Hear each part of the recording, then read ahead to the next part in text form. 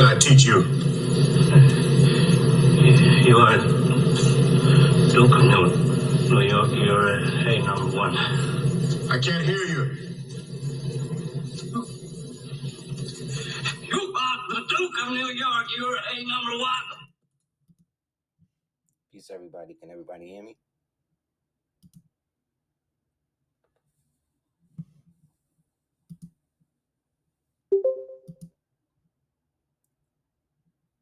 Excellent.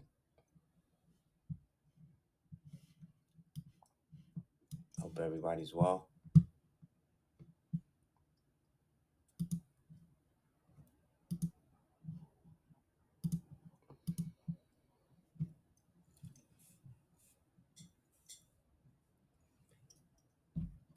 Anybody have any questions about anything before we get started?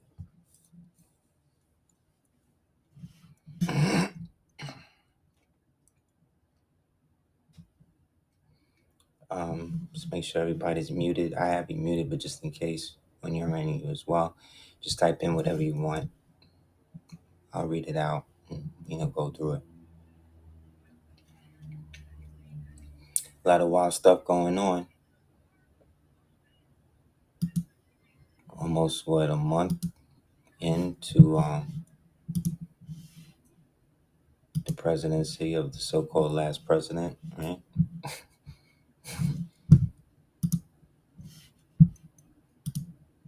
Anybody have any questions about anything?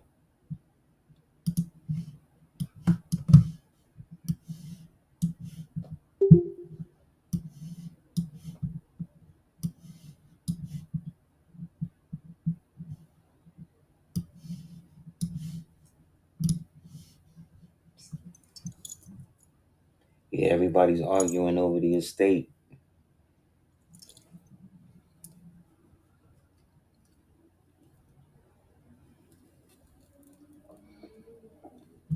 He got a bunch of pictures like that when he went to Morocco.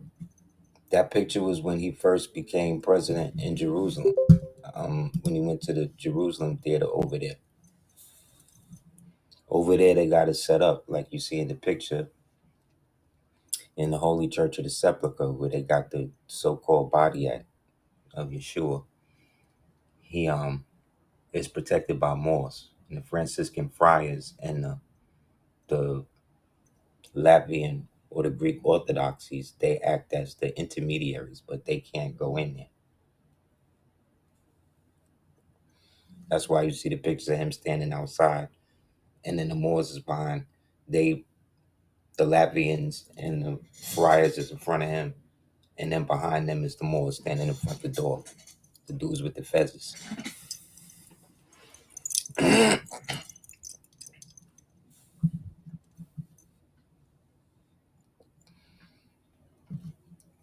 Well, yes, they are connected in the sense that the so-called Freemason order, in the modern context, when you graph the modern European imposter syndrome that goes on with it, they have bonded themselves to the Moors through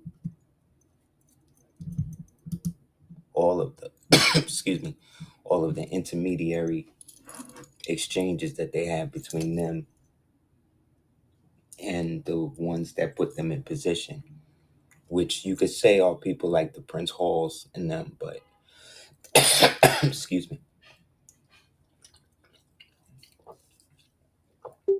But like people have the mistake that like Greek fraternities are the same as Prince Hall Masons, but it's not. One came before the other. You know what I mean? Prince Halls was around from the 700s, or what they would call the 1700s.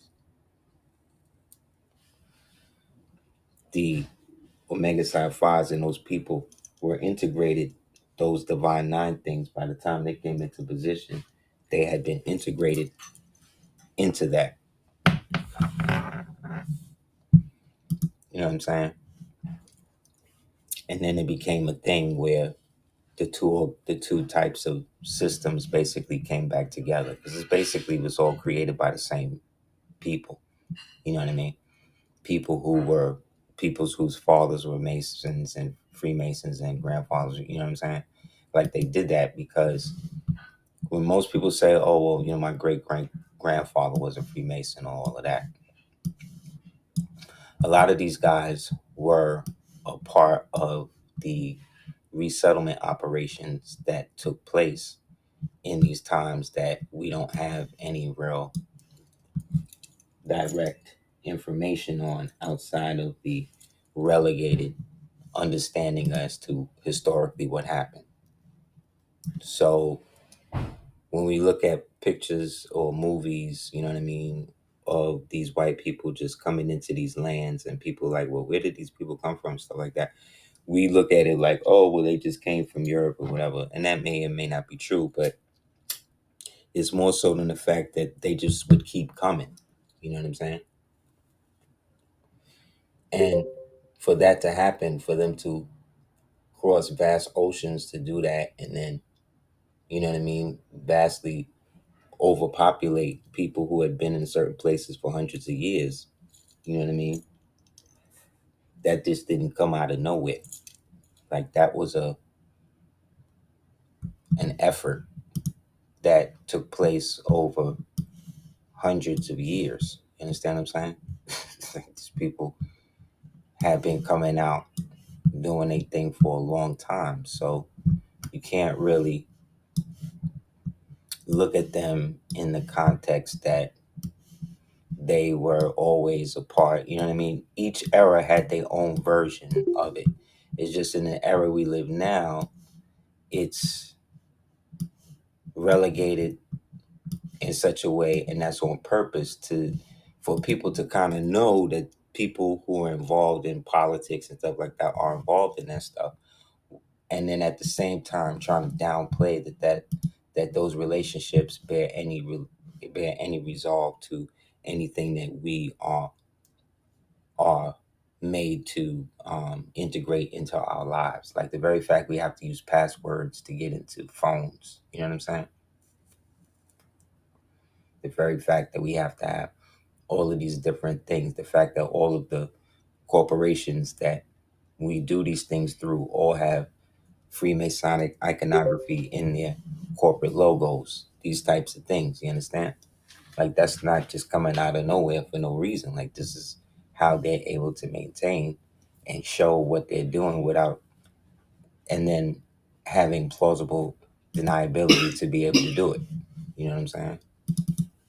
Because inherently they're all a part of whatever they're a part of, you know?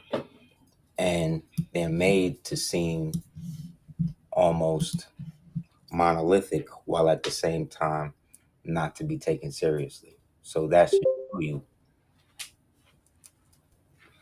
the mechanism that they represent. And all they really are is just another priesthood. You know what I'm saying? Another version of a priesthood that exists, with these people impersonating and carrying on the tradition that they've been accustomed to. At some point in history, these two factions got together to empower themselves by creating a proxy system of war by which they could use a so-called oppressed class, and then with that oppressed class create a system by which they could control these places through, save on their own people's national numbers, but then use these things to almost hold places away from the rightful heirs. That's how you get the Mamelukes ruling Egypt. You know what I'm saying? That's how you get the Janissaries ruling Pelasgia, aka Byzantine. You know what I'm saying? And Byzantine being the only really true Rome that was left, being that at some point in history, the Eastern Roman emperor gave up his title to the Western emperor because he felt like having two emperors of two different Romes was redundant. So that was never really undone. What happened was they converted the Roman state, or Roman, what was left of the Roman Empire, then into what we know as the Vatican, which technically is the Roman state. When the Mamelukes and them had taken over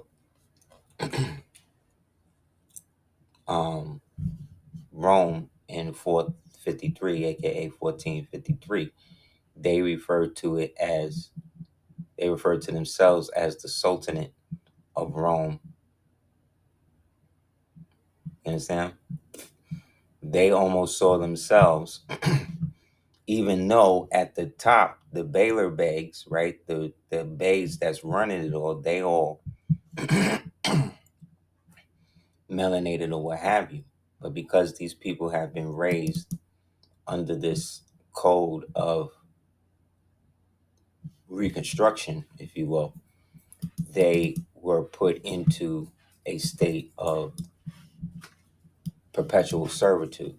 And the only way out was them to adopt the ways and stature of the Moors or whoever that was ruling them.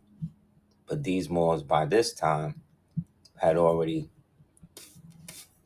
been fractured into different kingdoms that still held on to, let's say, remnants of what the world or what the society was supposed to be or what it could be, you know what I mean? But they was now just used as, like I said, as decoys almost for the true black nobility that maybe didn't want to leave Europe, you know what I mean? These so-called black oligarchs who had control over places like Venice and what became Switzerland and shit like that. They themselves being the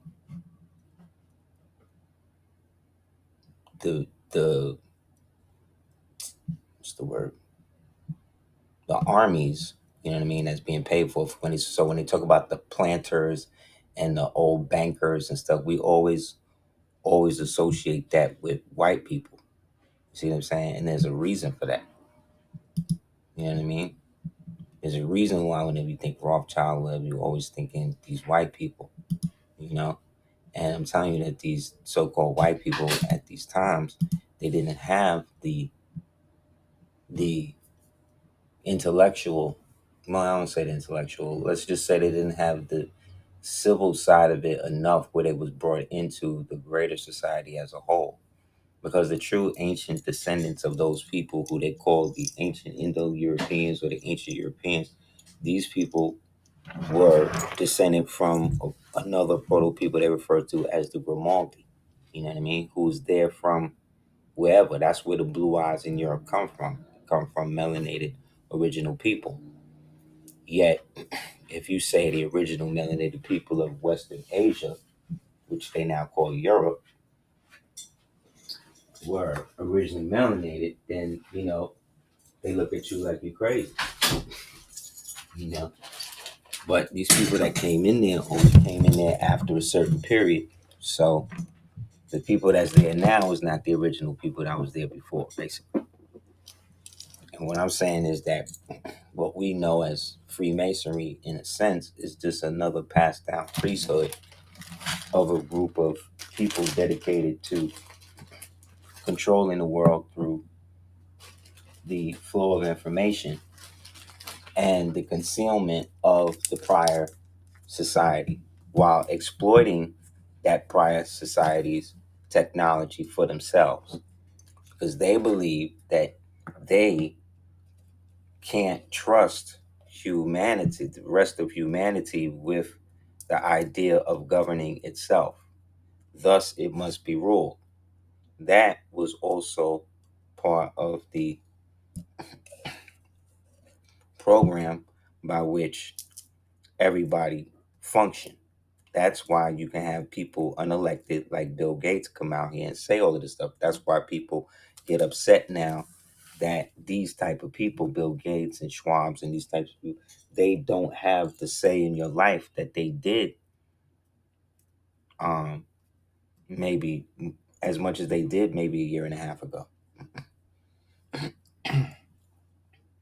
They're all stages to the same coup because the structure that they learn as a means of survival under the cruel, despotic rule of those fallen Moors who had decided that genetically altering or genetically using these type of people and then giving them a form of civilization, i.e. trick knowledge, as a means to control others who look like them that they didn't have the means to overpower on their own.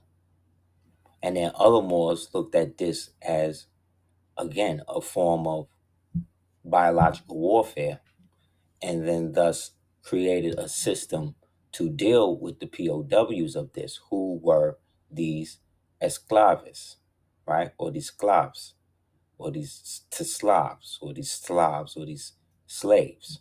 See what I'm saying? They started to have mass extermination programs and rounding them up, like what the people in the Nation of Islam read about, how Monk rounded up all of the people and then walked them into the caves and then had them riding the goats.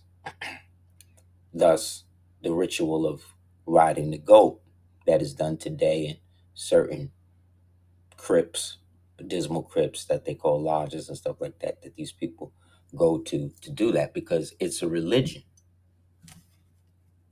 It's a cult. It's really a death cult, but it's really a religion. It's a fraternal. It's a religion whose god is fraternity. You understand? So it's just like everything else, but this god has multiple heads. You know what I mean? But the ultimate head is the Venusian head, which is the light bearer, Lucifer, Venus. You see what I'm saying? At the pinnacle, then being embodied in the personage of Lucifer, which again is a Latin expression, right? Again, of Venus, right? Or the Luz, right?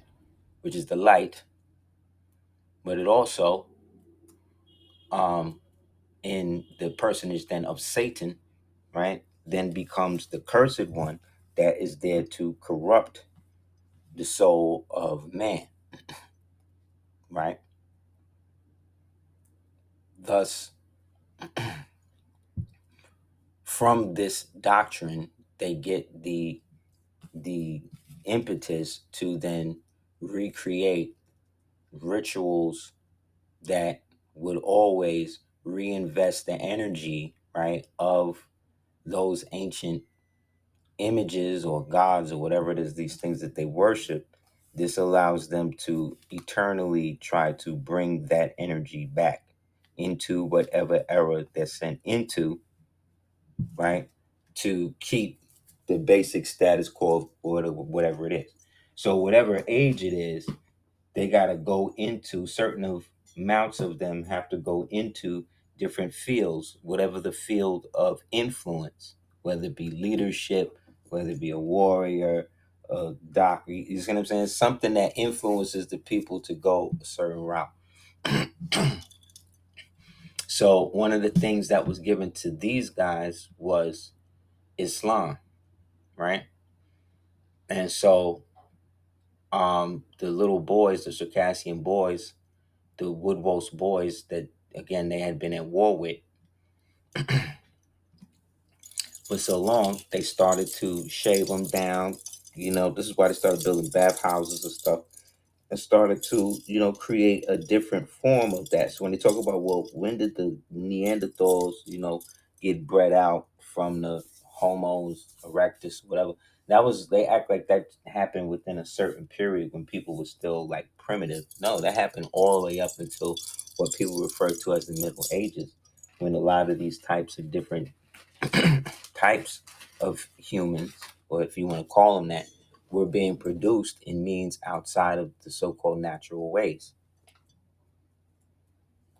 You know what I mean?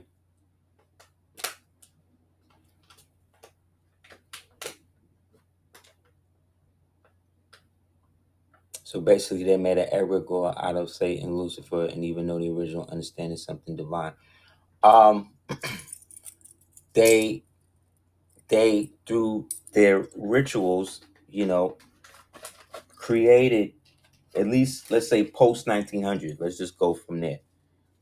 All of the revival preachers and those types of people are preying on those people who are now living in this version of the reality where everything was now that was free and whatever was now gone, right? And so you have generations of people who fought wars to prevent that, but they wind up being gone. And then those who were actually born naturally, that had natural children and stuff, they had already been, especially our people, they had either been put through the Negro operation or the, what you call it, the denationalized, reclassified Indian situation. And the only places that were, in a sense, allowed to have some sort of structure were those organizations that were connected to some sort of church type organization, because those were the closest things that people remember, you see what I'm saying, from this period before the great collapse of everything. So they figuring they could go there and eventually receive again the Holy Ghost, to be able to go there into the spirit, because whatever existed prior to this point in time, we can all agree that the even the most vile of them seem to spirit, and the so-called afterlife seem to be the dominant theme of all of these different societies, except maybe the last one where it seemed more about expansion of that. We were always taught to believe that, the pyramids and stuff was built by, the original people and all of that, which they were, per se. You know what I mean? Let's just say. However, by the time Ramses and them got them, they had already been however many thousands of years old from that point. By the time Alexander the Great, you see what I'm saying, got there, it was already like, you know what I mean?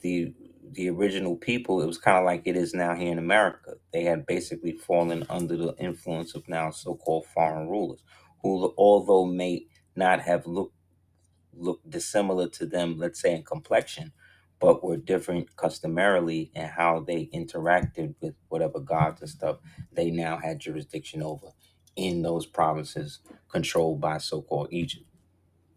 At the time that this is going, the people that you're seeing on your screen right now, they're not even, you understand what I'm saying? Like, they don't even have a civilization that you could call that. A lot of them is still living in holes and caves and shit. You know what I'm saying? In forests. And then there was some of them who, despite their parents and despite their upbringing, was able to create a nobility for themselves. And it's from that class that they started doing jobs and working for, these so-called noblemen, these Moors, who now are using them to go and put out their neighbors. Understand?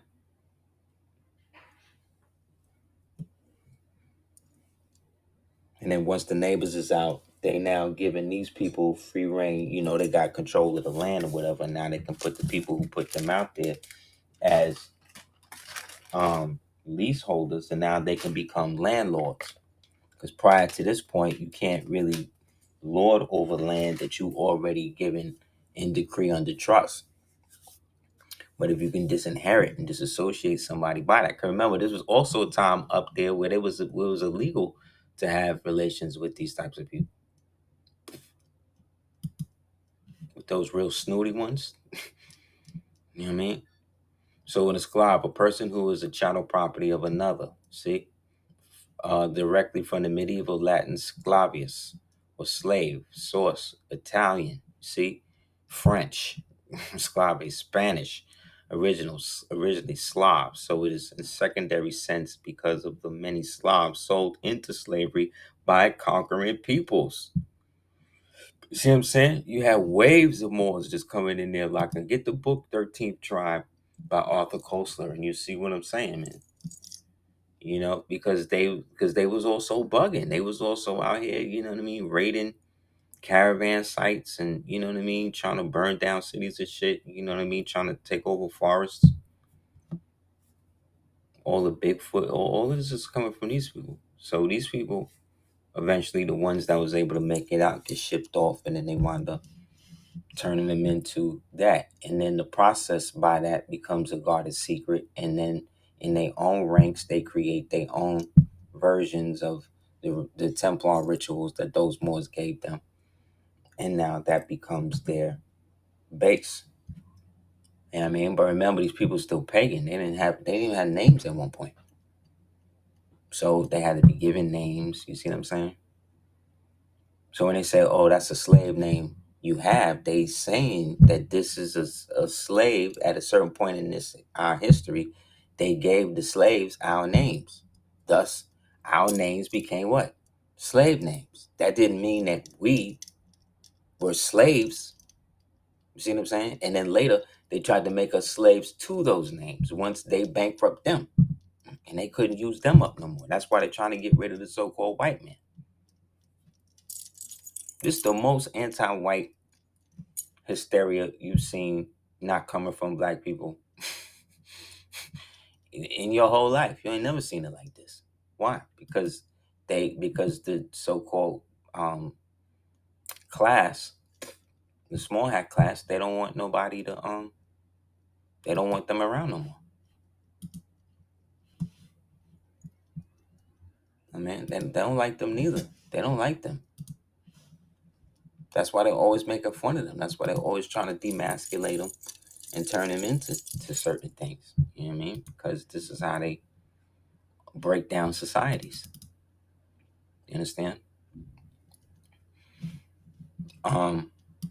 Us being American, right, or Amarucan, right, has nothing to do with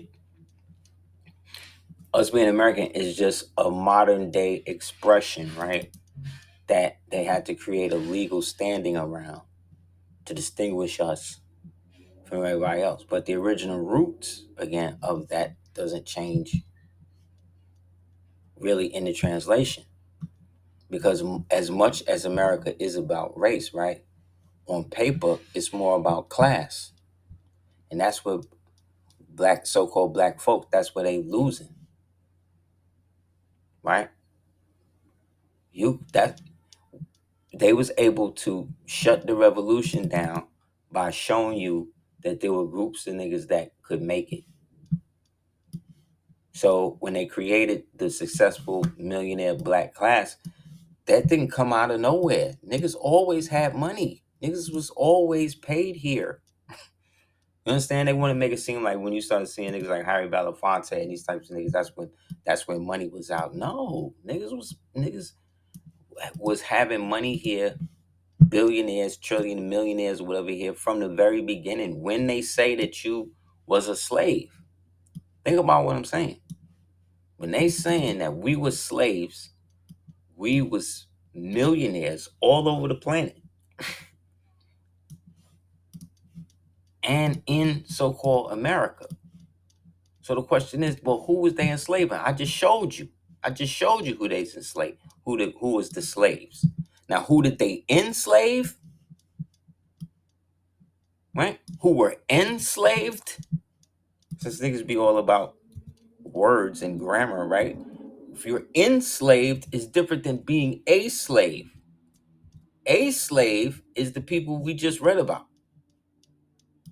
Enslaved is when you are taken, you see what I'm saying, into bondage, into slavery, right? Against your free will,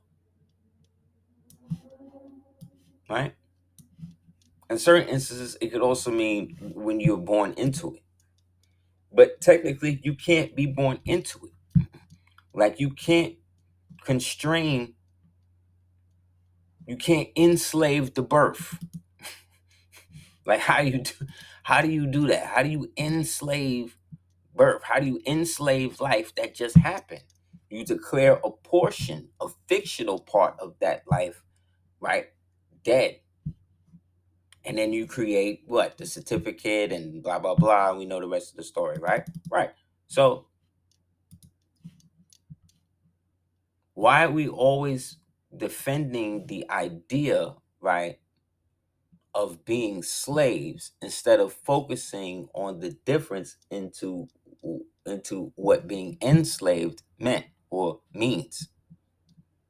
To be enslaved now, that means what? You're even a prisoner of war or captive, right? Or a non-enemy combatant in amity.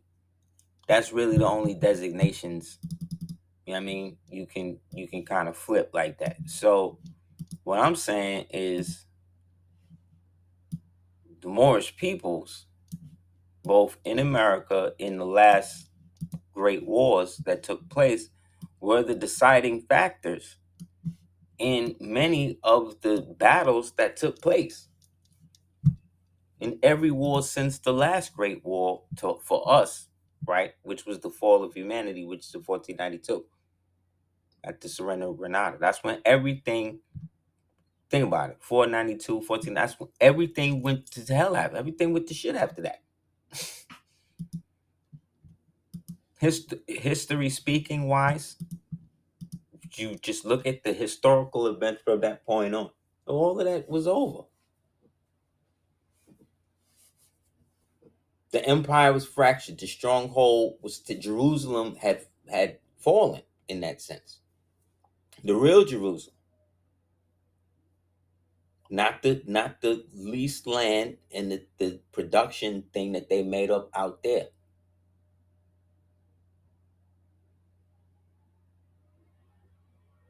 But in Bible, see, that's the other thing. In the biblical sense, right? You have the idea of the Old Testament, which is what they say from Adam, let's say, to Moses, right? Let's say all of that. That's all man being symbolic of man being in a proper state, right? And then falling from that state and then having to unify with others that for whatever reason he or she was separate from, right? To then come back to his original betrothed, create more people who are now based upon being born under that frequency and and let's say infested with that level of divinity and parasitic nature. They now fall into a state where the genetic alteration has been made. So from that point on, people are not living as long as they could have if the frequencies that they had allowed to be in was able to continue. So the pessimist looks at that and says, well, then that means that if the people had stayed in that state, they wouldn't have known nothing. They wouldn't have had nothing. They would have been whatever because, they wouldn't have had. That is true. Yet the outside of that is true as well. We would never know. You see what I'm saying? And that's, I think, the point of the story is that no matter how great you can create something, you never know how it'll turn out. Because the reality of third density is that the forces that take to create it are the same forces that are used to destroy it. You understand? You can't, let me not say that. Let me not say that you can't. I've yet to hear of a new element that has been created, that has been shared with the people, that we the people can say, yo, we've been using element 9 to like whiten our teeth or you know what I mean, power these jetpacks, or you know what I mean. We don't have no element like that. Really, there's nothing that has been revealed in the past. That matter of fact, what we're finding is that people actually have more freedom, more technology, more understanding of basic life in the past than they did in the future. But that's not how they taught us in school. In the school, they taught us these people was basically Stone Age people. See what I'm saying? Why? Because they lived in an age where stone was one of the primary resources of energy. They wasn't just building these buildings to live in. They was building these buildings to get energy, to get energy to make money. Money like gold and silver and all this other type of shit, and employ the people who are coming into these understandings of sciences that exist now in this thing we're calling third density. So third density can only perceive itself through different aspects of visualization of itself. Why? Because the cross, right, that we're on is a visual one, right? So imagine you standing up with your hands outward, right? In the span of a cross, let's say. Right there, you're representing all four corners, right? You're representing all four dimensions. You see what I'm saying? Simultaneously. Then Yeshua, which is your higher self, your pineal organ, right? That sits in the middle of the two criminals, the two thieves. Who are they? They're the eyeballs. They're the retinas, the optical antennas that feed us this reality. You see what I'm saying? These are the thieves that steal your joy, that steal your happiness, that steal. You see what I'm saying? The belief in yourself. When you read the Bible, what happened? One side was saying, "Yo, you know, prepare a place for me with you." You know what I mean? And the other side was saying, "Yo, if you really what you saying you are, I want you to get us off this, get us out of the situation." These are the two angels on both sides of your body, your nature, your left and your right side, uh, uh, commingling, in which you now, the soul that exists outside of all of this, then makes the choice on how to do the same way you do with a video game, the same way we was doing with these niggas on the battlefield. So I'm the house Savoy. You're the house um Liechtenstein. You know what I mean? We both under the Grand Senor. You know what I mean? Who is the emperor of the world? Who's Charles V? Let's say, because he done just linked up with the Inca emperor, and then they done just linked up all of Europe and all of this, and all of these is melanated people we talking about. So everything is still mostly that. But now that this has happened, there's a huge contingency of people that's against this. So this creates a circumstance in which all of these people got to be brought in line now. See what I'm saying? In order for these kingdoms to flourish. And then we get the ending of the building of ziggurats and stuff like that. And you see the rise of the buildings of things that we today would call Tartarian architecture with the, you know what I mean? With the giant columns and the Dorian pillars and all of that type of shit. You know what I mean? And so these wars, like the people on your screen, like these were American wars. These were wars that our ancestors fought as they strive to hold on to after the fall of everything. So everything that we're dealing with now is the post fall of that. The problem is the slaves, right, have been misnomered to believe that they were in charge. See what I'm saying? Because again, they were put in positions by the people who were now given state, right, in the head, in what we'll now today call the crown, right? These are the thorns in the crown that are there to bring about a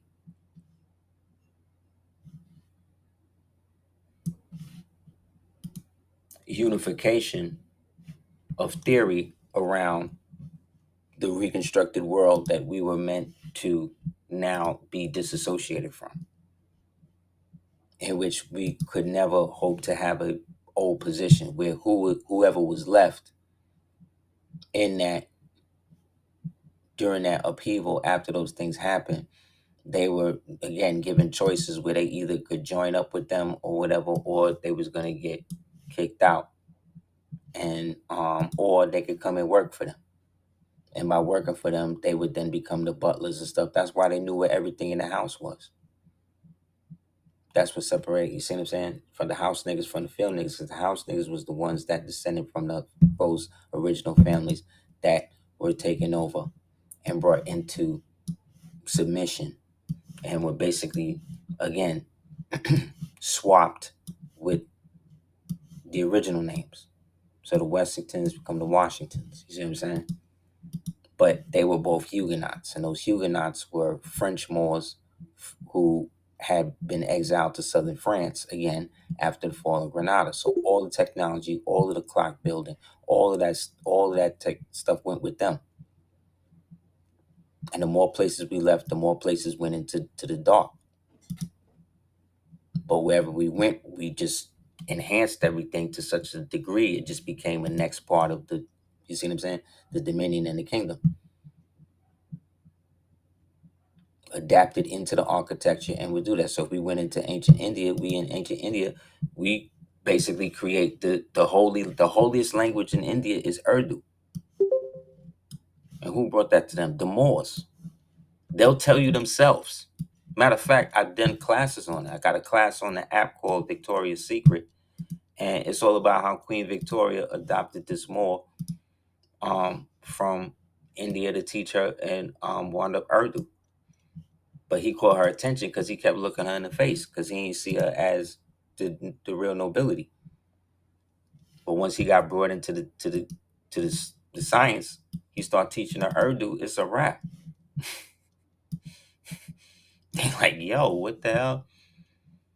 We gotta get this nigga away from her. He dressing in turbans and all, like he in full gear.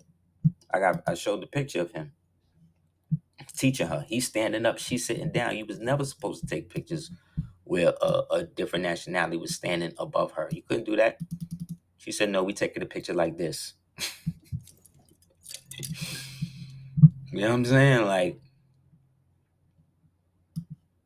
it is what it is. Like, it's not that. So they want us to believe that people who are in so-called or from so-called one of the hottest places on earth, Egypt, that the white people, right? That the white people was the first Egyptians.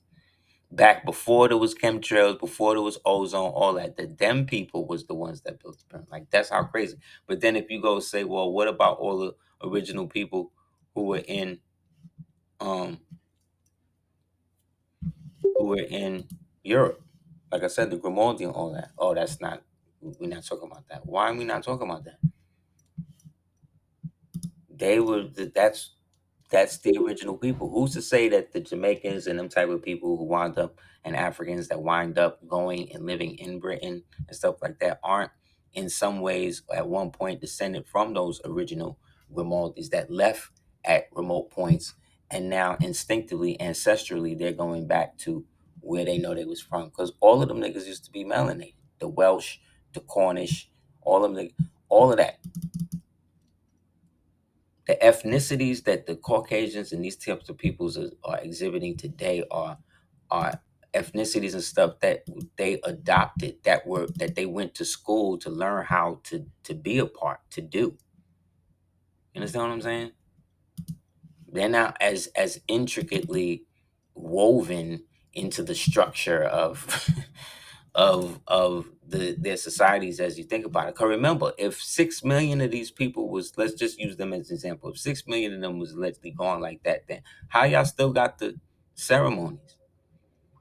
How y'all still know that y'all ceremonies, how y'all do it, is the right way when based on your story?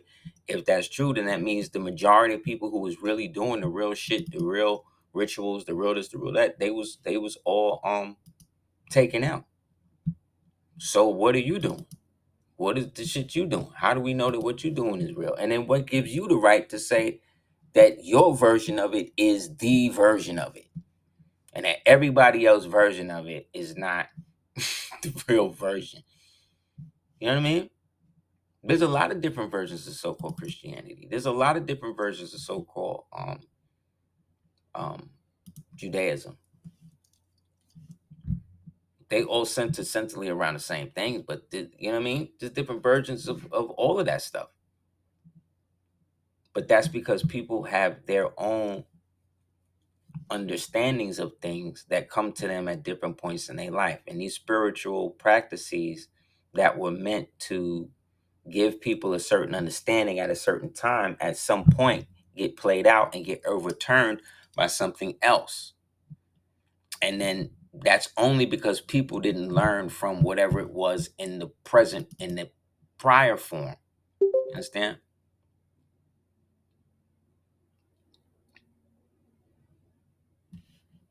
So from that prior form to the present, you have the translation, right, if you will, of what you remember, right, of the certain thing that you allegedly are a part of or are practicing. But that doesn't mean it's word for word exactly what it is. And anybody that says they are is bugging. Remember, these people pick and choose what aspects of the Bible they wanted you to learn. So the best biblical scholar, no matter how great they are, you're still agreeing on a certain aspect of this that was given to a certain group of people at a time when it was really just for them, because they were the ones that made that covenant with that God, not you.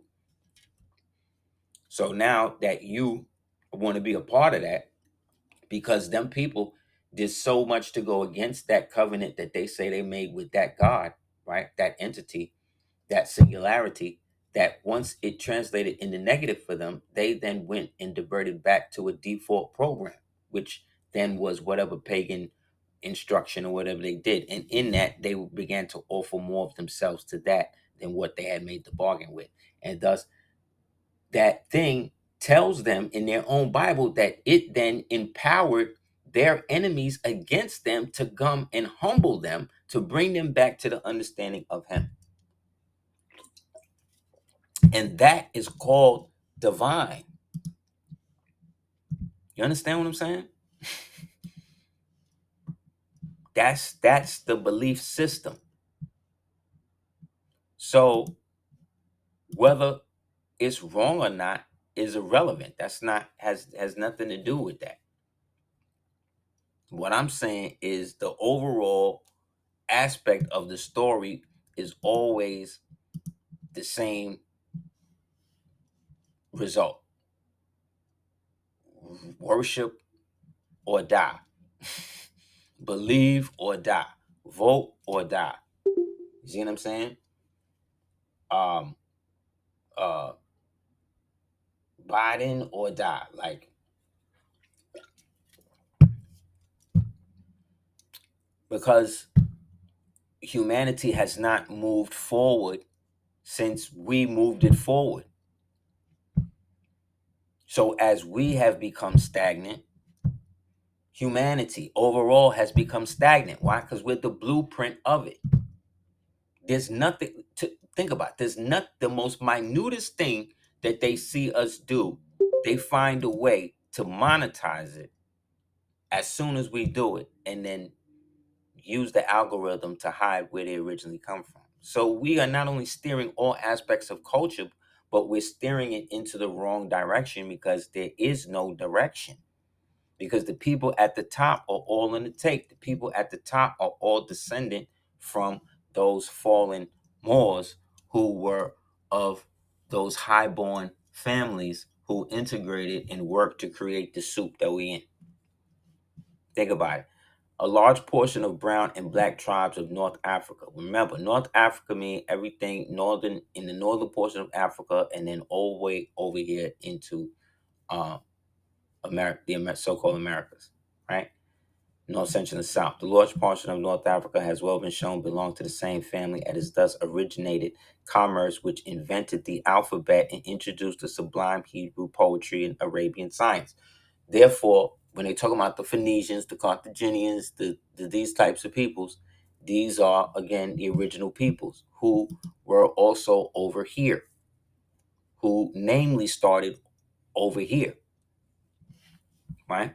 Because once everything was remade, everything was from over here was then given names to places over there, because that's the custom. When the Christians took over the mosque, the Muslims, they burned down the mosque and then built the church on top of the mosque. Then when the Jews came, the Hebrews came, shut them out, burnt down the church, built the temple on top of the thing, and so forth and so on. You understand? Because in all these groups, there's that priesthood. You see what I'm saying? That has the most subtlest influence in how these things move. Hebrew poetry, Arabian science, and which was through many ages in one of its branches, especially the medium fitted by the province for the transmitted the most elevated religious inspirations to mankind, in which the divine manifestation of uh, Yeshua was made. The Semitic Negro can certainly never be considered by the worshippers under a Semitic religion as inferior in blood to themselves. Still, another group of peoples, both brown and black, see dash, many fully black dash, many are descendants of that family which erected the ancient empires of the Euphrates, and which unknown centuries ago built the pyramids, tombs, and the Nile, and founded the gloomy art, the artificial civilization, and the science of Egypt. What? What? What did you say? Let's read that again. And founded the gloomy art, comma, the artificial civilization, comma, and the science of Egypt. What? The artificial civilization? What is where is that? And they saying that we founded that? I guess so. So again, what is that saying? That's saying that these people, or our people, the so-called black and brown peoples, aka the Moorish peoples, the ancient Mauritanians, right? These Moors, right, had different branches that all intersected with one another, right? Because then it says here, because it says this about the Hebrews, right? So it says, boom, Semites, the term in a general way to designate those peoples who are descendants of the patriarch Shem. Because at one point in their Bible, it says that all of the nations wound up in the tents of Shem, who back in the 80s, KRS told us what? Shem was a black man from Africa, right? BDP told us that shit way back, right? But what did the Freemasons do? They take the word Africa, which again is a word created by the Latin Moors, the ones we just read about, right? Who some were of the Hebrew persuasion, meaning that there was groups and mobs of peoples who existed from the ancient peoples that was here that weren't a part of that Adamic clan. And through whatever happened, they downgraded and had to interbreed or relate with the rest of the humanity that was now already there. And thus another branch was created, right, in which the older ones had to go because they were a threat now to this new class that were living less in the span. Well, to us it would be forever, but to them in the span less, but with more intelligence, right? But also less morality. There's no real morality at this point. You understand? Yes, out in Al Kibulan, right? Then it says, boom, primitive, the word Semite, all right? primitive, spread over the Arabian Peninsula and the home, Syria. This view now is generally civilization, abandoned. See? This view of them is also now abandoned. Most scholars agreeing that Arabia was the cradle land of the Semites, while North Africa was that of the what? United, like the United States, united Hamito-Semitic race. And that the Semites in prehistoric times separated from their kinsmen and migrated into Arabia. See? Didn't we just say that? And once they wound up in the tents of Shem and all of that, that's when they worked out whatever the beef was and eventually became their own nation, right? But the other nations that they was now coming up under, right, who watched them come up, now watching them trying to exert their control over them, like Moab and them, with King Mesha. And that put them into beef. So Micah of the Mortashets, prophet of the Moors, prophesied in the days of Hezekiah the king of Judah, and spoke to all the people of Judah, the Moors, saying, Thus saith the Lord of hosts, Zion shall be plowed like the field, and Jerusalem shall become heaps. Ain't the ruins of Tehuacán and all of that in Peru and all that shit, excuse me, Tehuacán, Mexico, but all the ruins of those cities in Jerusalem, all of that, ain't that in ruins? Ain't no stone unturned, right? The Moserath, right, was built by the Moors in the deserts of Paran in the land of Amalek. That's over here. And the ancient encampment of Israel in the days of Moses, because we was at war with each other. And those Hebrews were seen as those who were adjacent, who had crossed over or who would cross you over. Didn't David cross over his most loyal general so he could sleep with his wife, even though he allegedly was having sex with his other general, his captain? That's in the Bible, yo. That's that's in their Bible. These niggas was grimy. It wasn't a sin for these people to have relations and worship other gods in the kingdom of Jerusalem and all of that. But yet still, this nigga Solomon had 600 wives and all of them was pagan. And he brought all of them, he let all of them have altars to their gods in Jerusalem. That's like me making all of the food for you and everything, right? And then setting it up for you, and then me taking a nap. And then when I wake up, you done had everybody who basically hate you, then come and ate all the food. You dig? That's why we have all of this internal strife now, because a lot of us come from these families that are acting like they not amongst us, and they've been living like this. They've been living well. You know what I mean? They've been manifesting and making money off of all of the stuff that's happened to us as a people. So where we're looking at it like it's some sort of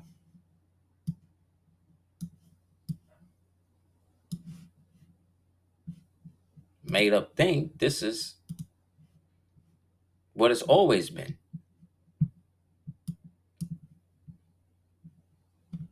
Because like I said, the slavery thing don't stop. These people is making money, and it's part of their religion. Like I told you, a lot of these people are connected to these families who are connected to the Drakensberg line, who are the heads, in my opinion, above the Persians, who's above the Italians, who's above the Jews. You see what I'm saying? Not all so-called Jews. And when I say Jews, see, that's the thing. When you say Jews today, they think you're talking about the state of Israel, right? But Jew, or in ancient times, was those who are part of the culmination or the creation of the kingdom, the unified kingdom of them together, of the north and south. You know, so that's different. Hebrew, right? That's the cult. That's the language or whatever which was then adopted into and then as a culture, right? Because it's based on keeping all of the laws, you see what I'm saying, of that Old Testament. However, what makes them different than everybody else is that they believe that the Old Testament, see what I'm saying, is fulfilled already, which is why there was so many so-called Hebrews or Moors who led to such a divine evolution of humanity, you know what I mean, during the so-called golden ages or the so-called millennial kingdoms, you know, that they literally wiped from our memory. So what we're seeing is just a glimpse, you know what I mean, of what's actually there. You know, what is replaced with is this new AI version of what a state and society and all that shit is. But it's still the same old niggas running it, because these niggas they can't create nothing new. They can't, you understand what I'm saying? Like they can't unify around anything other than destruction. You know what I mean? So, like I said, the slave aspect of it now has translated into, in the past 80 years, with what has been happening in Africa, they have now made it where the Africans are seen as the slave traders. More and more, you're hearing people saying, okay, well, if I was stolen from Africa and this and that, then that means y'all owe me money too. You know what I'm saying? And so what the Africans act like they do, not all, but a lot, what they're acting like they're doing is they're setting up the process of allegedly giving these people citizenship. But the amount of money that goes into you becoming a citizen, you see what I'm saying, to do all of that, and then the continuous pouring into that, and then you still can't really own land there and things like that. And then when you look at all of the killings that's happening with our people from the Americas going there, you gotta really ask yourself, like, not only is it worth it, but are you selling yourself a dream about something to run away from what's already here? You know what I mean? This dude, this is a tragic image, a tragic picture of an enslaved, kidnapped prince from Ethiopia. And the dude on the left is the captain that stole him and then brought him back to Europe, into so-called Britain, as a kidnapped prince. And then they basically, after showing him off and stuff, gave him housing, baptized him in the name of Lucifer. Cause remember, he Ethiopian, so they really don't like them because they kept their monarchy going after the so-called millennial reign and all of that. And when they tried to retake Rome, you know what I mean? That probably would have happened if Selassie would have shown more backbone, but you know, that's in the past. So they brought him back to Europe, put him into slavery. Showed him off and all of that, got him into that. I think his mother, he was supposed to get back to his mother, but somebody, either the mother or the courier that was supposed to take him back, they killed him. And then he wound up living in Europe until he wound up dying from pneumonia. So you're saying, so you see what I'm saying? The white man is dressed up in Ethiopian or Eritrean war gear. That's not his native gear. He's straight British. See what I'm saying? So again, this is an example of a slave taking a nobleman hostage on behalf of a black nobility that's using white decoy nobility to give it the jurisdiction to go in and plunder people under another ethnicity. which carries over to today with this judge who's a UN judge. This is why when they say come out the UN and come out EU and WHO, they telling you real shit. Like these people are slavers. They're the ones monitoring the human trafficking thing. The top 10 floors of the UN is run by China. You understand? Like it's that real. But China, low key, has relationship with Israel. See, and that's what they're holding against the United States, because they know if the United States pull out of dealing with Israel, then China will come in and start producing weapons for them, and then that becomes a thing. But see, Israel don't like that neither. See, Israel has always had an adversarial relationship with the United States itself. Israel has bombed more planes than any Arabs, anybody else, or whatever. You know what I mean? Allegedly. Okay. And what they've also done with the United States, according to various so-called whistleblowers, is that they've engaged in a constant state of espionage, of internal espionage against the United States. So the United States can share shit with them, right? Should share some intelligence with them, right? So instead of them taking the intelligence and doing the knowledge, what they'll do is they'll set up a sting to go and get a United States person to sell them the intelligence. So that way they can compare the intelligence that they was freely given to the intelligence that they was able to steal. See what I'm saying? Just to see if the US is keeping it real with them. You see what I'm saying? This is who you're dealing with. To the point where the directors of the Israel intelligence Mossad, they're banned from all so-called CIA buildings. This y'all's ally. This the nigga y'all selling we selling arms and all of that too. This y'all people. This what y'all doing. But yeah, this how bad it is with them people. You know what I'm saying? Israel the Mossad hands all over the Epstein tapes. It's all over 9/11. It's all over all of the shit that you don't like can be traced back to these people. And they know it. The whole war in Israel, in Europe right now, not Europe, in where they fighting? Middle East, which is Africa. The whole war in Africa right now, Arab Africa, that they fighting right now is based on this nigga. You know what I'm saying? What's his name? Netanyahu. He wrote a paper called Clear Break. The neocons back then that was all hopped up on power from getting in under what Cheney was trying to get them to do under the unified, what is it? The unitary government theory or the unified government theory. I'll get into that in a second. And they was all hopped up on that shit. So they was like, yo, we could just do whatever. So they really was doing whatever. They was literally doing whatever. You understand? You understand what I'm saying? And they then created a plan out of the clear break papers that Netanyahu wrote.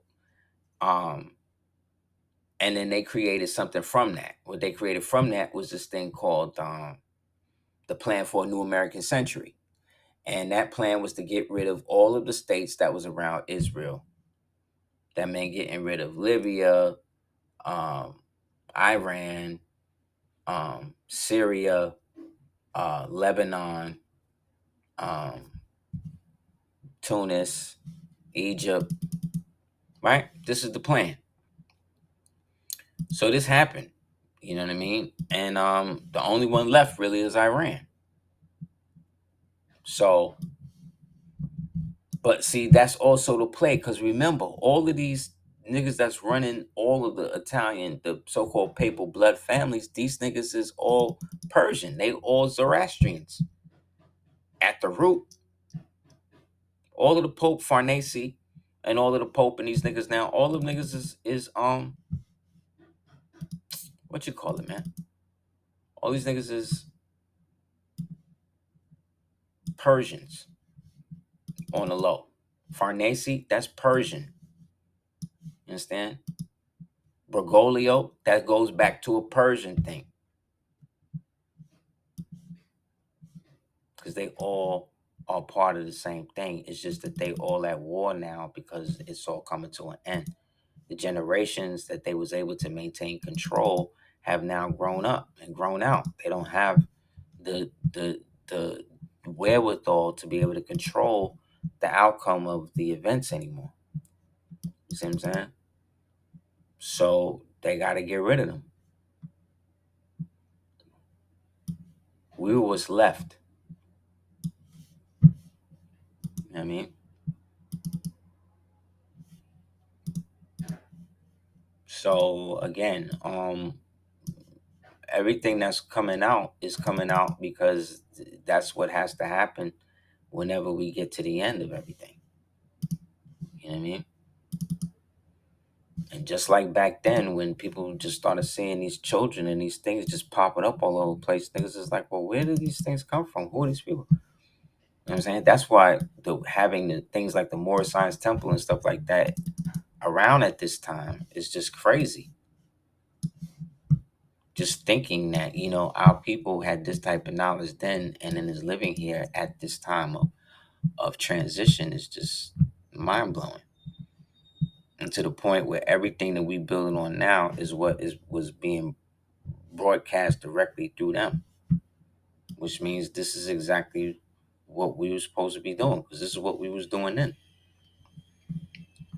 Because we the only ones that remember, because we're the ones that took ourselves outside of that tourist field and linked ourselves up to some shit that's a little older than that, which then creates the fluctuation in the transmission, which then creates a delay around the people in our lives. You understand? And then those people then now become generators of opposition based upon their position in our lives. You know what I mean?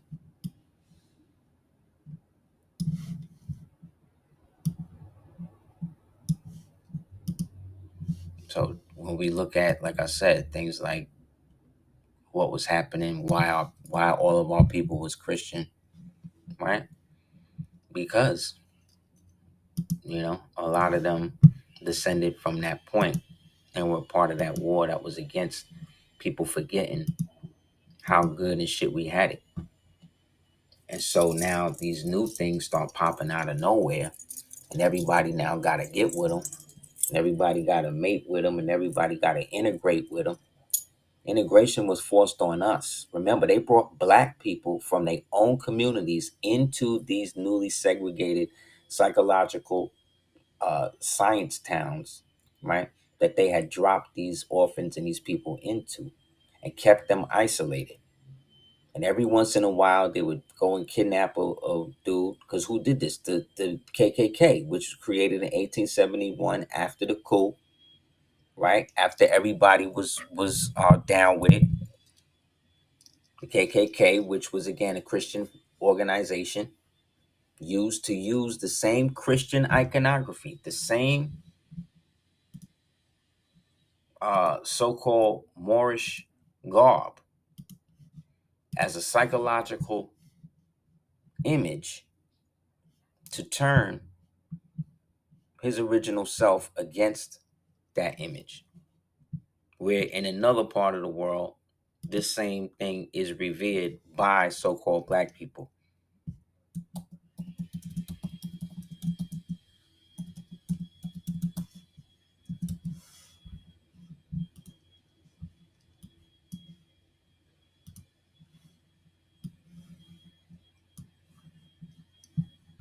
Let me get this.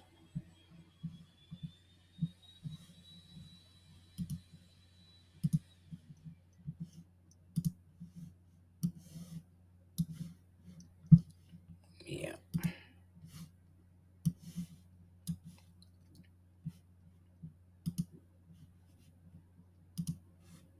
Here we go. So yeah, so El Crestos Negro,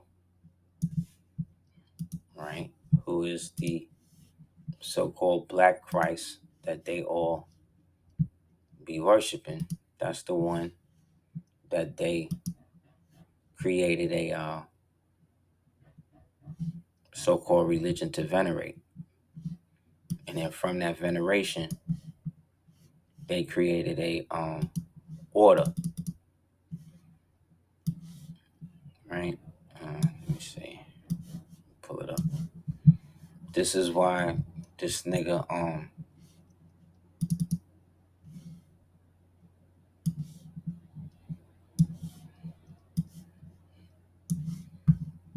this dude, yeah, is so crazy. You know what I mean? Because essentially, I think people like him is so far in that they can't really like look beyond their own choices. And so the more they're confronted with how the reality that they've created has become for them, the more they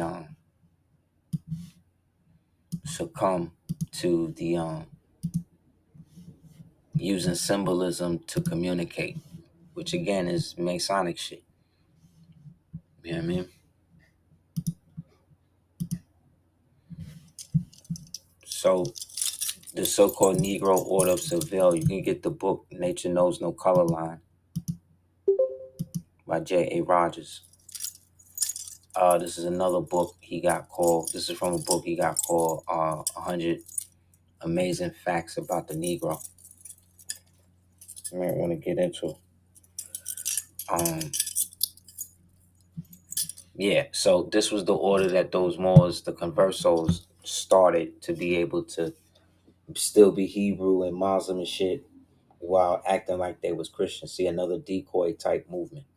It's called the Negro Order of Seville or the Moorish Order of Seville. So in 1781, like I said, this was also the order of some of the guards in, according to Washington Irving, in the Alhambra, that was their guard and shit. So they used this image as the uniform for the knights over here to then terrorize the landowners and the so-called black Freemasons into joining up with them uh, to be able to eventually be able to annex their territories. You know what I mean? And the so-called black preachers, those who were probably not on to take a shit, as well as those that were, understood on the Freemasonic tip that that was still part of the agreement in there receiving the riches, you see what I'm saying, in this new time.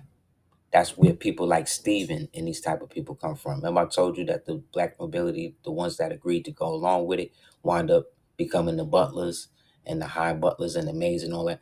Get the movie Skeleton Key that had Mama Cecile and Papa Justify in it. That's a perfect example. These are perfect example of what I'm talking about.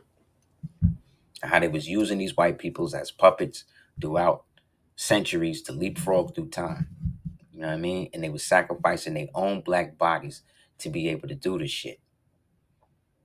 This is what all of that dark underworld stuff that is a part of our culture was coming from. It had to go somewhere. So these niggas started using all of this to do that. So when they say the devil rules this world, it's more of that the people who agreed to go under masks to be able to harness physical power from people, you see what I'm saying, became the new priesthood. So that's everybody we're dealing with now. Cause see these combs, see this gold comb? This is the hats that so-called Hittites was wearing. You understand? We was wearing shit like this. The energy was so abundant, you could just literally wear that and walk for days, walk for miles. Don't be hungry. Don't gotta go to the bathroom. Don't gotta eat. You know what I'm saying? The more we came further into the third density, the more shit started becoming more of an aspect, and we had to depend more on all of the stuff that was around us. You know? So yeah, so again, the two thieves being the eyes, right? Yeshua being the pineal organ, the cross being the brain by which they sit in the cerebellum, is by which how the reality is created or agreed upon. However it is, it's still your choice on how to actualize it. It's just we've been taught to speak against our own understanding of it, so we don't take the power we have to control it. So that's why these classes is really about getting people to look beyond their own individual, you know what I'm saying, their own individual like creation myth of how this shit happened, because all of these myths is coming translated to us by the same people, but the obvious aspect of it we're not seeing.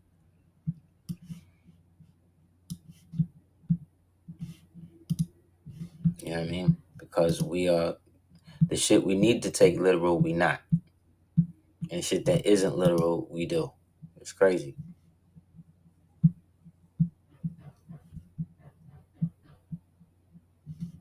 The Hebrew or something.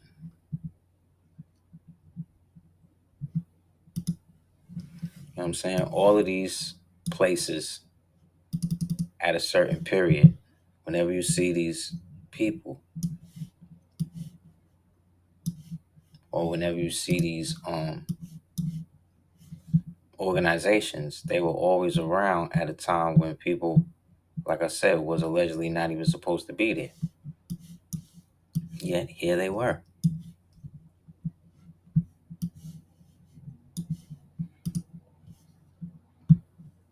Yet we Asiatic nations, i.e. Moors from all of these different places, have everybody's, in a sense, blood in us. Therefore, all of these different connections, or whatever, are just principal reactions to our inheritance being used in front of us.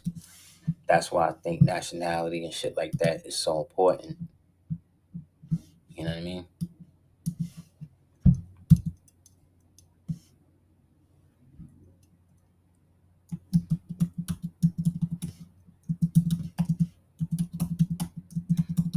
Like I said, now you got the Aboriginals and these niggas is coming out saying how they was building pyramids, how they was building the ancient structures here now. I'm like, what? When y'all wasn't talking about none of that? Y'all wasn't identifying with none of that. Y'all was the wild. How you gonna be wild Indians and then y'all living in cities? I thought y'all was living in the plains and all that shit. You know? And that's what I'm saying. Like, a lot of this stuff is not true. They want you to think that the Cherokees and these people were the same people. You know what I mean? That the Cherokees and the Tarsalagi or the Chaltagi even, or the Ananuia even, was all of the same people. They was of the same tree, like I said, but by the time they got to be Cherokees, it was something totally different. They was already had been at war with each other for so long that they didn't give a damn and chose to just rewrite history how they wanted. You know?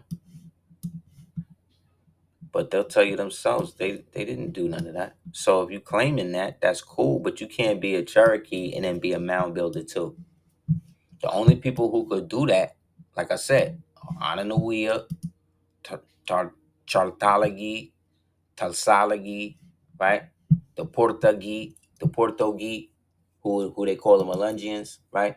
Moors, right? But you can't be Cherokee and then saying how you was the mound builders or the Washita. Washita proved it in court. So till y'all can prove it in court, you know what I mean? That's not it. One of my Moors sent this to me from Facebook. You can get this book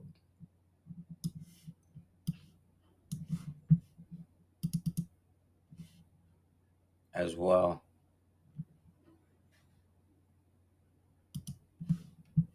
One second, I'm pulling it up. Like all of this, the Corn Palace and all of that shit, y'all ain't built none of that. Y'all can't claim that. You dig? Like, not because I say so, but because y'all said so. Y'all said that y'all not with all of that other shit. That y'all was the wild Indians and y'all was, fighting against the whoever. The people who descend from the mound builders, like I said, wasn't calling themselves Cherokee. And by the time they started calling themselves Cherokee, they themselves admitted that they're the ones that killed the mound builders, i.e. the Washita, i.e. the Moors. So is it any wonder that these people don't like you or I referring to ourselves as Moors, and then but yet still claiming our so-called American Indian, so-called indigenous heritage? Of course not. That's what I mean. Like, they just be angry because they want to identify with a culture to such a degree that they're not allowing themselves to really sift through what that means and what part of that culture they're identifying with. Because according to this, Hicks tells us that the Cherokees arrived in the southeast, right? This from the book History of the Cherokee Peoples, right? Hicks tells us the Cherokees arrived in the southeast a little after Charleston was founded. So go online, look at when they say Charleston was founded, because when they say Charleston is founded, this means when the Masons have basically were able to lay the cornerstone or take control of the city. Okay, so somebody look that up, and then we'll say what it is in a minute, so it lets you know when this is. Okay, so Hicks tells us that the Cherokees arrived at southeast little after Charleston was founded. He said their first town in the south was Tellico, right? Or Tellico, right? Which again is a Moorish type word, not Kitua, right? As they are told, the Kitua, right, was the society, was a group of a confederation of different Moors who were getting together to help preserve what was going on, while the fake Indians and these niggas was coming in trying to change shit and link up with the black nobility and their white pioneer slaves. Okay? Not the Kitua, right? So again, the Kitua society was also called the False Face Society. Okay? As we are now told, that is the reason that Tahlequah was made the capital of the Cherokees in Oklahoma. In 1684, the map of North America by Jean-Baptiste Franklin blank backs him up. There is Tellico, Chalaka, right? All Moorish names. Capital of Chillicothe, Shawnee, side by side by the Holston River. Chalaka eventually moved to Tallapoosa, right? He said the Cherokees never built any mounds or stone structures. After a terrible plague greatly weakened the mound builders in North Carolina, presumably the smallpox plague of 1696. The smallpox plague was literally the smallpox. These people, these things, these clones, they were the smallpox. They were delivered. Remember all of them stories we read about the people, the Indians finding the white people in the woods and then raising them Indian and all of that? This was the plague. It was bringing them in. And who was bringing them in? Look, the Odd Fellows orphanage home, right? But that thing is older. They didn't build that. The Odd Fellows didn't build this. And look how it looked like a skull and bones at the top in the pyramid. You see it?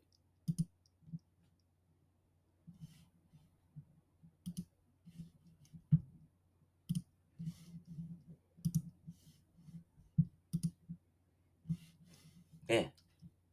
Turkey's never built no mounds. Because Cherokee was incorporated name. That was the incorporated. Those are the people who were fighting against the people who own the Corn Palace. That's what you see right here in the middle.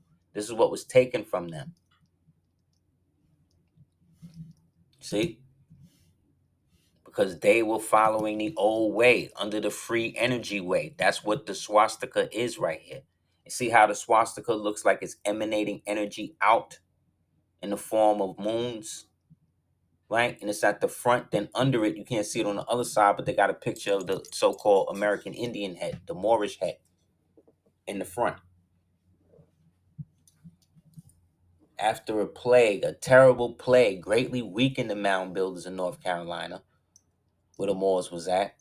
Presumably the smallpox, 1696. The Cherokees entered North Carolina through the Three River Valleys. They killed or drove off the mound builders, burned their temples atop the mounds, and in their place built Cherokee townhouses.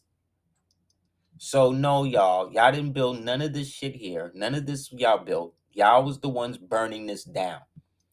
That's why the white man had to come in. See what y'all did? Y'all had to let the white devil come in and preserve this to keep y'all from burning it down.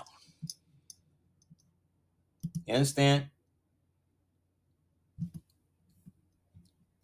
No, y'all was not architecturally sound like that. Y'all was not build. Y'all was building teepees. Y'all was hunting buffaloes. Y'all was doing that type of shit because y'all wasn't from here. Y'all was put on reserve, on reservation. You was renting land because you was brought over here to help fight the rest of us. And then once those of us decided they was gonna help some of y'all, that's when y'all started interbreeding and creating all of the bullshit. You understand? Then once the white man got into position of the government, because see, y'all was stupid. Y'all should have went and tried to set up government. What the white man did was he used his Freemasonic positions to get the black Republicans to sponsor him so that way he could go into so-called politics and then rule his districts. And then seamlessly by 1871, put the corporate Libra Code jurisdiction stuff on top of the original republic. And then lock the republic up under Article 3 and then rule the rest of the country under the 14th Amendment. See how easy that is? Easy. Then by 1871, set up the Act of Congress, right? And then boom, by 1913, 1931, what they do? Set up the Federal Reserve, right? Then it's a rizzy from there. It's a rizzy from there. You understand? So, like I said, there's different ways by which these people have been using Moorish science against you and then telling you that Moors are the problem and that Moors is only Muslims and Moors is this and Moors were whatever Moors decided to be. What made them Moors was the fact that they were the ones who were holding on to the ancient ways of doing stuff while incorporating modern technology as a means through their spiritual development. That's what it seemed like it was to me. All this other shit they talking about, great. So yes, there was some people in who KKK niggas that dressed up in hoods and shit and went and burned people and all of that. Does that change the fact that before that, the Moors was using that those costumes as a means to protect their integrity against those who had forced them out of their land and now they had to basically practice who they were in secret? So the same white man now in the Freemasonic Lodge finds that history, brings that over here, and then uses it as a psychological operation against us. So now in the future, when we know the difference of that, right, we still looking at it from some perspective of emotional knee-jerk reaction. Instead of looking at the fact that these same slaves and these same people you calling slaves could never be that because they weren't of that Slavonic nationality to begin with. So by you even calling them slaves, you're just disrupting the ethnic variation, not only of who they were, but who they were nationally. And the fact that you reduced them to always being slaves, but not understanding that these were the same people who were running the government. These were doctors, these were lawyers, these were emperors, these were kings, these were sultans, these were chiefs, these were doctors, these were inventors. You understand? These were sages. These were people who were revered by the community, who were offered up to the imposing, encroaching community by people who looked like them. And then once they were out the way, them same people who set them up now became the leaders, and they moved them people back into some false form of Christ consciousness, which they now calling Eanity.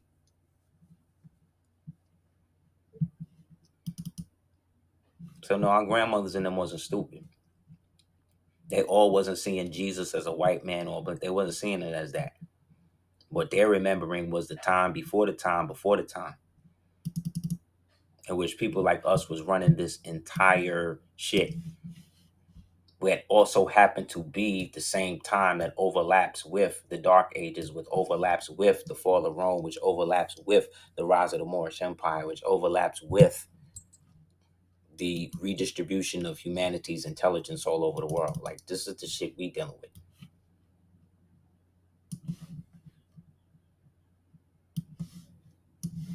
We had weapons. We wasn't now. We was using weapons that wasn't even like guns and shit. We was using uh um these types of things. Look at this thing. Look at the scale of this thing.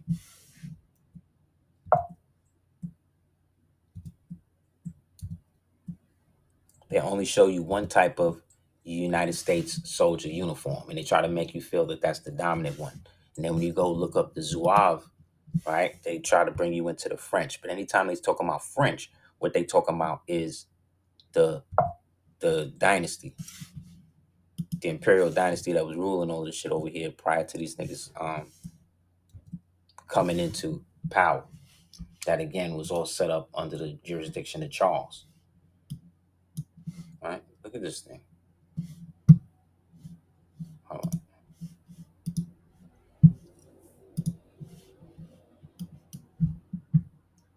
So again, that's proof. So when they start talking all of that other stuff, that means that they didn't build the mounds and the temples, and again, and they burned all of them, right? Because this was them showing the new administration that they could be civilized under the new fake so-called spirituality movement that was really the Luciferian movement, because the time had come and they had won. It was using giant tubas to blow shit out the air. Like, we was bugging. We don't even know.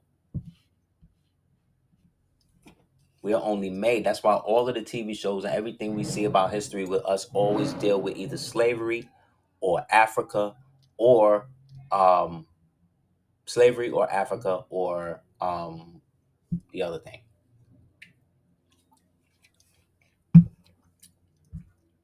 Civil rights. You understand? Remember when we was kids and we used to walk around with the radios blasting in our ears? Did any of us go deaf? No. We was bugging. We was bugging. But yeah, this is an American Confederate uniform. This is what your ancestors who fought in the war was wearing. Okay? They want to make you seem like, oh, this was French. No, when they say French, they talking about Charles and them. They're talking about the unified theory. That's why all of the South America countries have to bear the fez at the top of the finial, because that was when, again, Charles united the families for better or for worse, and then created the point where we could have the nobility on both sides of the world.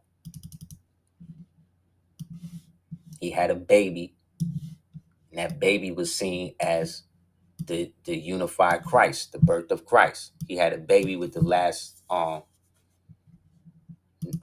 indigenous Inca emperor daughter. Then from there, they gave them the right to have the unified unification on both sides. And so it was celebrated on all of the coins and everywhere around the world that their descendants would then be the rulers. And so from the Antilles, which is the Caribbean, all the way down to South America, from the halls of Montezuma to the shores of Tripoli.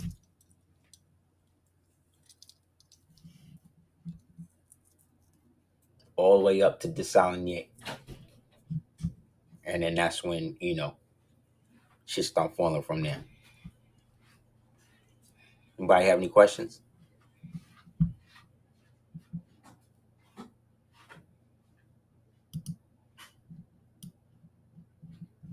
Yeah, so the Madonna and the child, that's, again, a representation of all of those that's born with the consciousness, that's born with the Holy Spirit, that's born with the Holy Breath. That's why it's in our Circle 7. Because that's the story of us. That's the story of how we ascended out of the dismal crypt and rose above all of the chains, all of the accusers, who are the religions of the world, that were created by inferior men to slow down our Taurus field so we wouldn't see the world for what it is. That's why they're trying to murder all of the Christians in Syria right now. That's why they trying to burn up all of the Muslims in Yemen right now, the Muslims and the Christians in Yemen right now. That's why they attacking all of the old Moros in the Philippines and all of that right now. All of these so-called kings from Europa was Moors.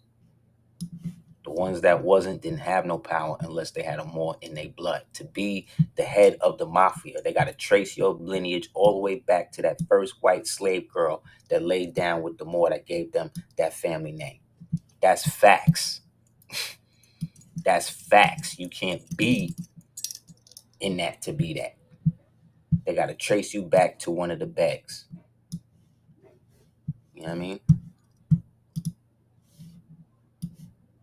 Because the Moors were the ones that allowed the establishment of what became the King of Italy. The King of Italy ceremonially was also the head of the Knights of Order of Saint Jerusalem. Under the Moorish title, he was seen as the Great Beg. Big up to my brother, brother Rex Wire. He posted this as well.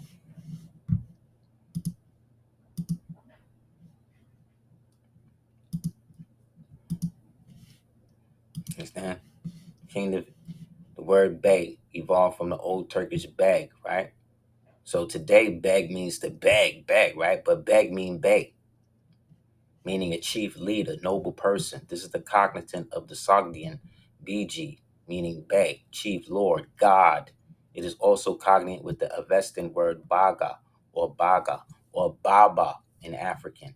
This word also shares its origin with the Sanskrit word baka, right? Meaning bay or ruler god. So it's beyond. So again, the term bay is old Moorish.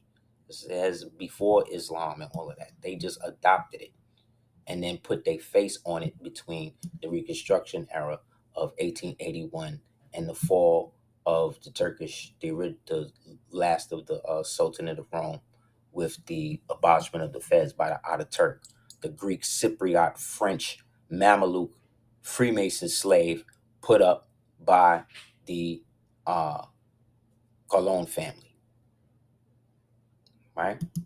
See, King of Italy. This is Victor right here, right? Victor Emmanuel III, November, December. He was the Italian king, January 4th, from July 29th, 1900. His abdication, May 1946. He also reigned as Emperor of Ethiopia between the war and the king of the Albanians. Albanians is Muslims. During his reign of nearly 46 years, began with the assassination of his father Umberto, right? This is what led to the war between Ethiopia and Italy. The Kingdom of Italy became involved in two wars. His reign was encompassed with birth, rise, and fall of the Italian fascism and its regime. The only emperor he was dealing with was this nigga. And see, he had the cross of St. George, again, which is the cross to show that he also was part of the new order that took over the reins after the old Moorish Empire, the old Moorish thing had transliterated.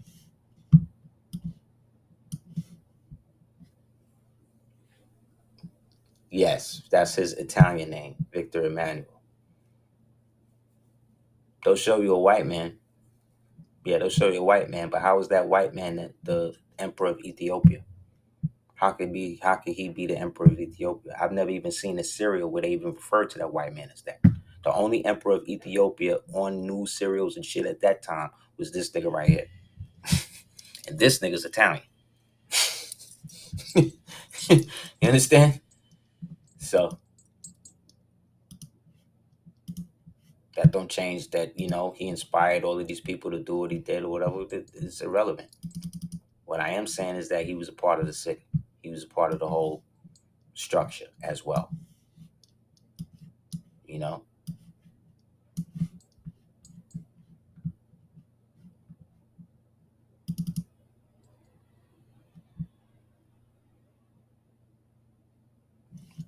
So again, all of this, when we talk about the deep state and all this other type of shit, that's just the administrative government that was set up along when the Chevron deference was first put in play, and when the OSS wanted to have jurisdiction over domestic affairs, even though that goes against state things. So the CIA had to be set up for them to be able to do this. And then that's when they started double dipping, and they've been messing everything up ever since.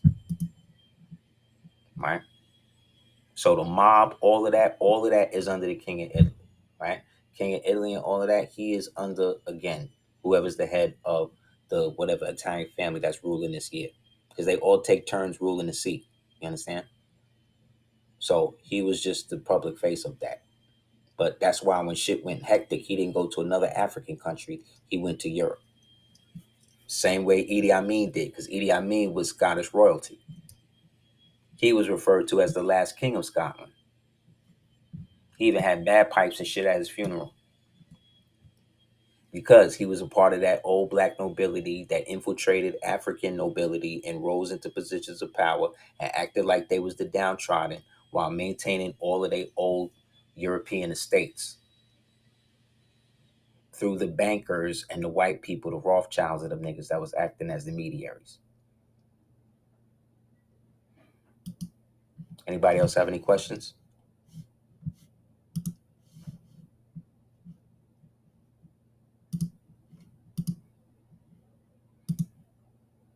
So this dismantling of the so-called government that we seeing now, this is just the tip of the iceberg shit.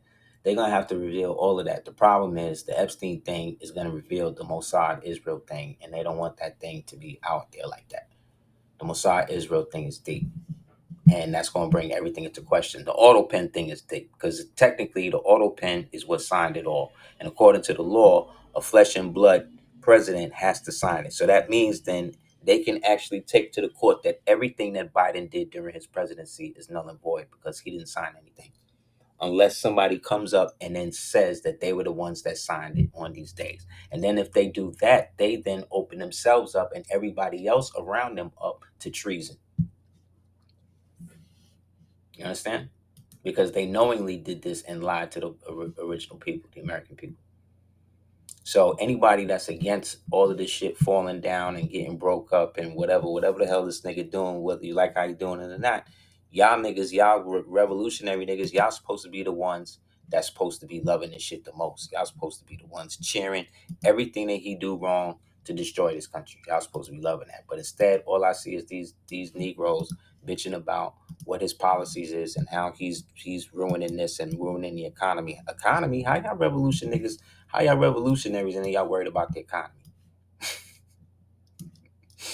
I thought y'all ain't want no economy. I thought y'all wanted all this shit to be destroyed. I thought y'all didn't want nobody to have no nationality and shit like that. I thought y'all want to see the white man fail.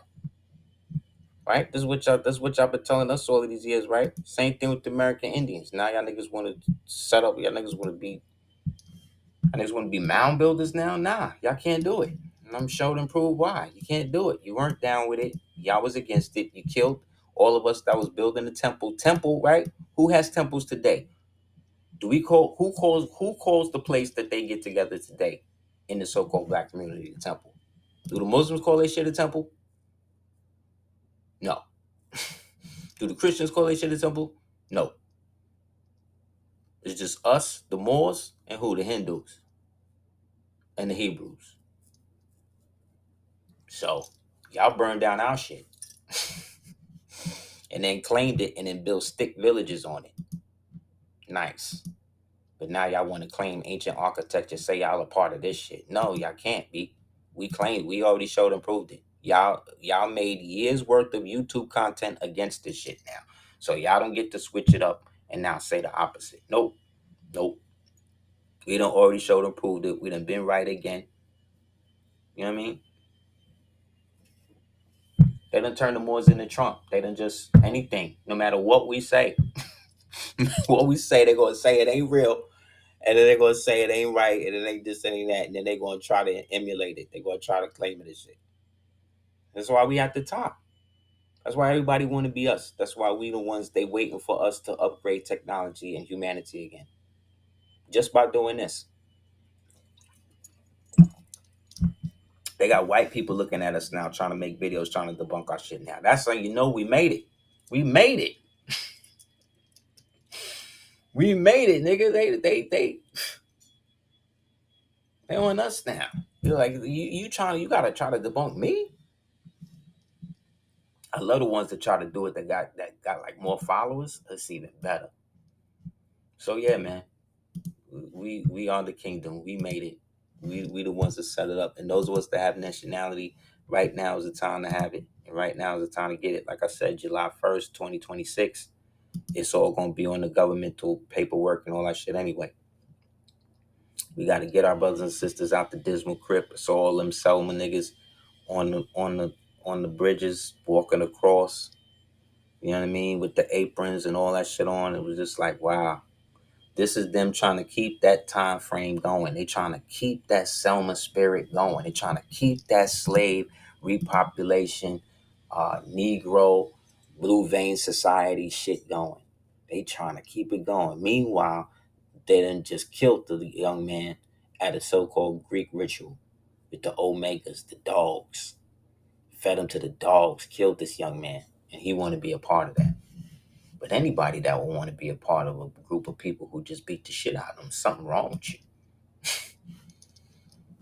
So yeah, nearly 42,000 Kuwaitis have been stripped of their nationality in just 6 months in the defiance of international law launched under the increasingly authoritarian rules of the Kuwaiti new monarchy. These are the Islamic tyrants they want to put y'all niggas under. These are the niggas paying for all of the fake Muslim shit and all of the Muslim terror groups and shit that's trying to invade the hood and turn all y'all niggas red beards and make y'all niggas all Sunnis and all of this desert shit. You know what I mean? Thinking y'all niggas is not more deep, man. Y'all niggas is, that's not even y'all language. That's not even y'all culture. Same thing with these so-called American Christians. Like that's not even the real Christianity you need to be dealing with. You need to be dealing with the real shit you want. But y'all niggas not on that. Y'all on the fake shit. So cool. Let them be that. But let's do something else, man. Let's get our estates and our houses in order because the money coming back. We just got to be in the right position.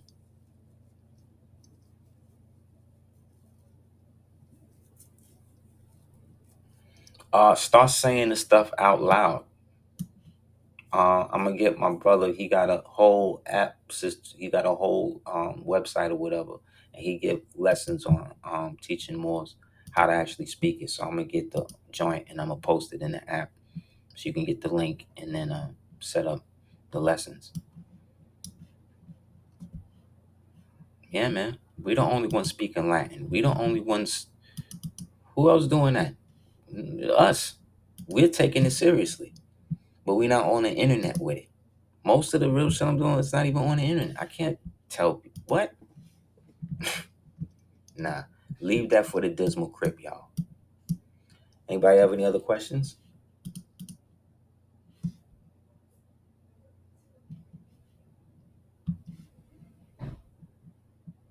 Well, if you haven't already, definitely check out www.aseerthejuketeers.com.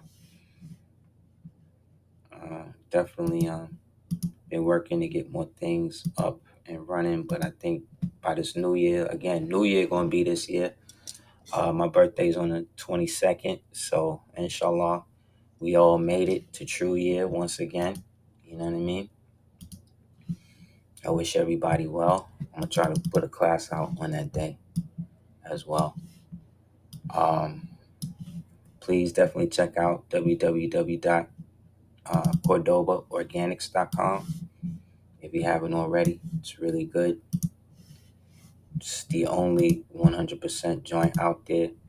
It's not going to destroy your skin. It's going to enhance your everything, I think.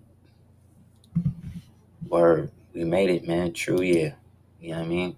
That's why I think we're going to start to see a lot of the so-called changes, or maybe, God forbid, extreme circumstances may come from that. But inshallah, you know. But definitely check out the ADOT on Google Play and Apple Play if you haven't already. And definitely check out, I got Darsco 418, World's Most Dangerous Comic Book Novel. Please also thank you to everybody that's ordered new joints. I'm going through something with the publisher. I mean, not the publisher, the book printer right now. They have some sort of backup situation, so I'm just waiting for them to hit me with the new joints. As soon as that comes out, I'll get that to you. get those out to you. Thank you guys for your patience. I emailed everybody, but just in case, definitely thank you for your patience. I appreciate it. I don't know. Anybody else have any other questions? Something I didn't answer or didn't go over?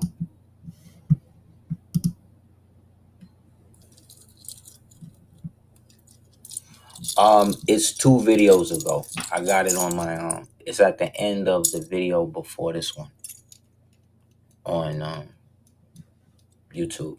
You can check it. It's up there still. I'll go towards the end and you'll see.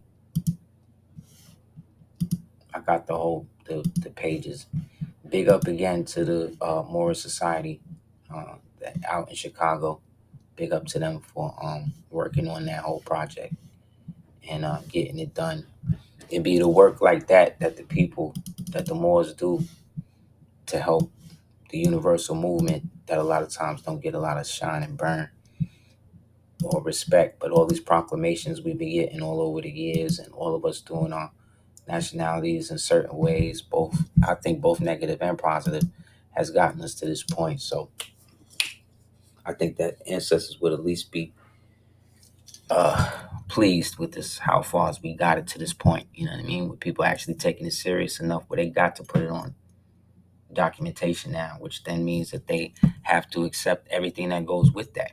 You know what I mean? So long as it's lawful, which it is, because we the people that's been standing strong. You know what I mean? So again, honest to yourself, man. Honest to everybody for coming through and support. Thank you guys for the $30 to Cash App to moneysigncapitalds418.com or via PayPal to ducateers@gmail.com. If anybody else has any questions or anything else, just hit me up at houseofel@hotmail.com. I appreciate you. All right. Peace.